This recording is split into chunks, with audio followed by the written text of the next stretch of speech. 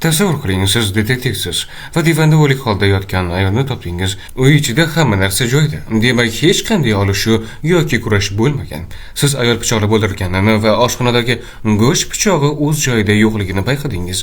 Ammo pichoqni hech qayerda topa olmaysiz. Demak, qotil uni o'zi bilan olib ketgan. Tashqariga chiqib qarasangiz, faqat ayolning mashinadan eshik tomon ketgan oyoq izlari bor. Qotilning izlari esa umuman ko'rinmaydi. Axir hech kim qor ustidan iz qoldirmasdan kelib keta olmaydi. Shunda bir fikr keladi. Ob-havo ma'lumotlarini tekshirasiz.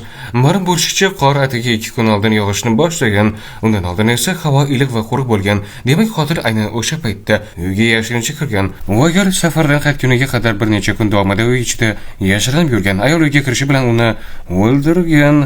Ish yopildi, shundaymi? Ammo keyin yana bir narsa xayolingizga keladi. Uy atrofida qotilning chiqib ketgan izlari ham yo'q. Demak, qotil hali ham uyning ichida. Shuning uchun qotillik quroli pichoqni topa olmadingiz.